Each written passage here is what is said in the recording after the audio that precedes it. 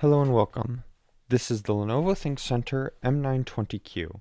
I've retrofit this with an Intel x520-DA2 NIC, turning it into a router with the use of OpenSense.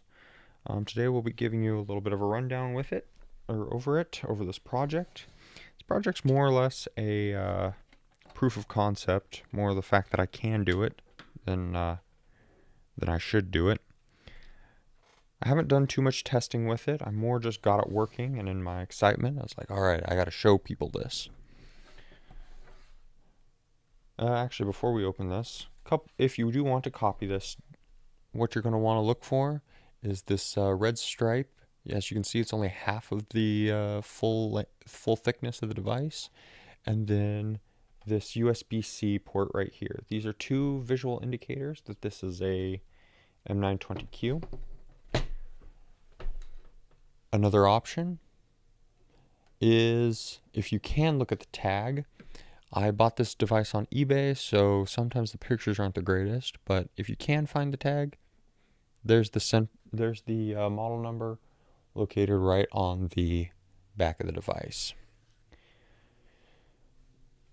Flipping it back over, we're going to start by removing the SFP ports.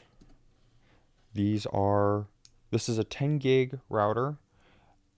I just kind of took a look, and it's what kind of ended up happening. I have a 10 G-Tech and actually I will, let's see if we can't get some good focus here.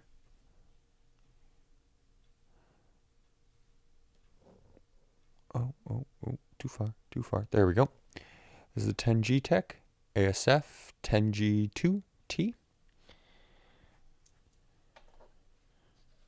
With the NIC, I got some SFP cards included. I'm not even going to try that whole number. One of the things that are important here, though, is that everything is 850 nanometers, I believe. Yes, nanometers.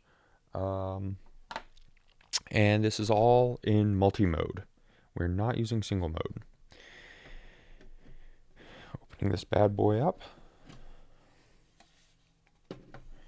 Here is our NIC. We can unscrew our brackets. So again, this is one thing, and I will point at this a little bit later, but one of the important things with this device is that it came with these extra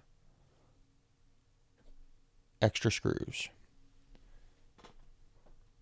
So when you zoom out,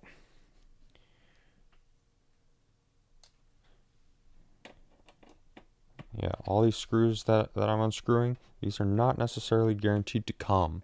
Mine came with the riser, so make sure that whatever you purchase, if you copy me, you get some screws. This entire thing kind of just pops right out. There we go.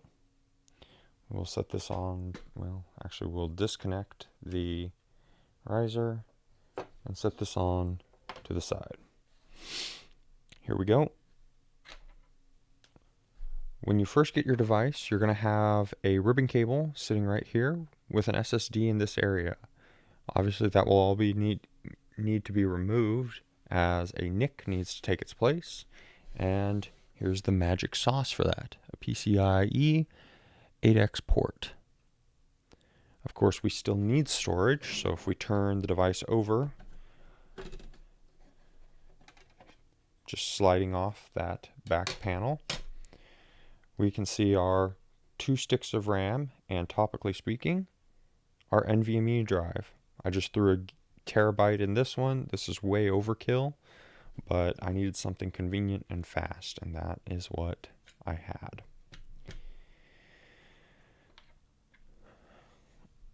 Placing things back together.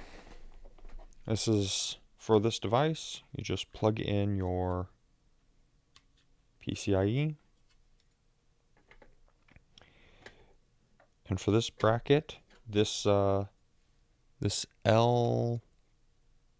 piece goes inside the box, but this flat piece comes outside the box. So you kind of squeeze it in like that.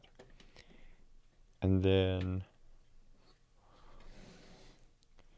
you kind of got to push things back into the side so this lines up with the hole that sits right here. I'm going to face this towards me so I can get the angles correct. Not terribly difficult, but it is a bit of a tight squeeze. They definitely did not design this for some person to be jamming network cards into it. After we get that secure-ish,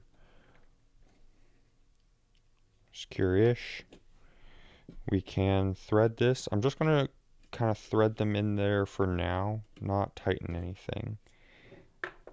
Reason for that being, these get a little bit tight, and so they don't always want, if you tighten everything down at the beginning, they don't always want to shift around properly.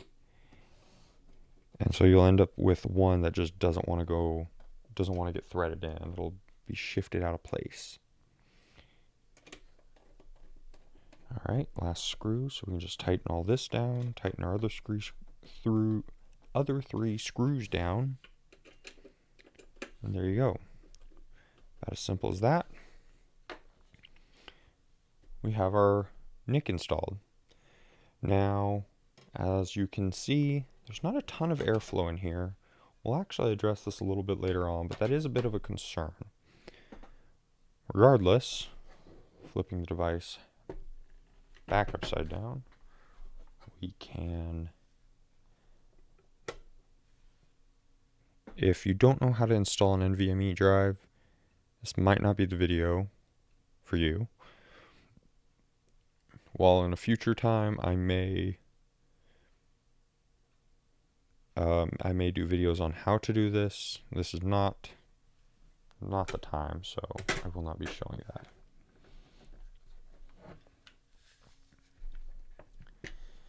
There we go. I don't have anything against anybody, just not the time, not the place. Well, it is the place, it's just not the time. Then we can replace our back screw. What I noticed when I first got this is this back screw sits very, very close. Can we zoom back in on this? Very close. You can see there's like no gap there.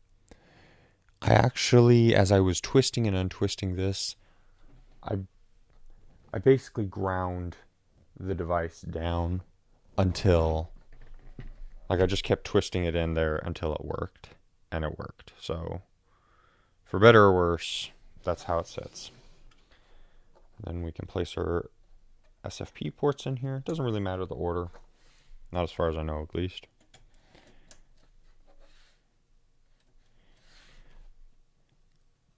I somehow think those SFPs are backwards, but I'll figure that out later. And there you go. That is our NIC built, or our router built.